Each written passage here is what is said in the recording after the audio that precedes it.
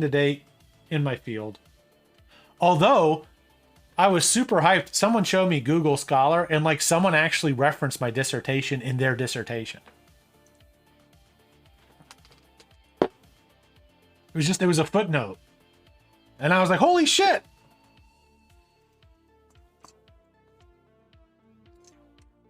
But as much as I loved math research, it was all consuming to me. What do I mean by that?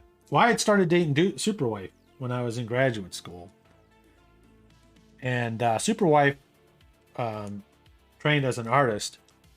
And so she was just as busy as I was. So we were always working. I'd go Saturday to her studio space at her school.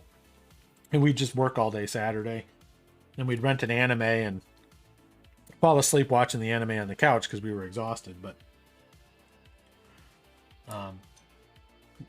there were people at school that I saw that could do, they could like balance, like their research problems didn't consume them. Like I would go to a movie and I would just be thinking about my research problem. Right?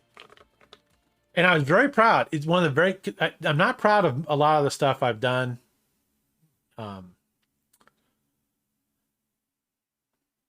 But I am very proud of one part of my dissertation because when I was doing I had presented all this to my advisors and they signed off on it. And when I was doing the final write-up, I found a mistake.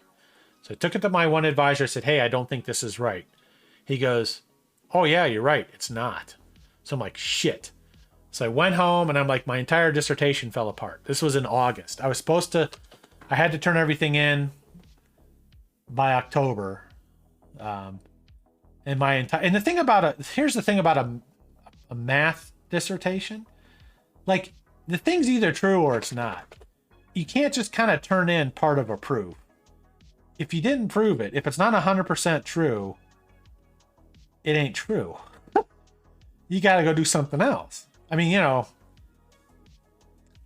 so I'm like, shit. So I came home and this was like the low. I'm like, I'm not going to make it. I'm not going to finish this. And so I'm like, oh, what the hell? So the thing about math is it's very broad.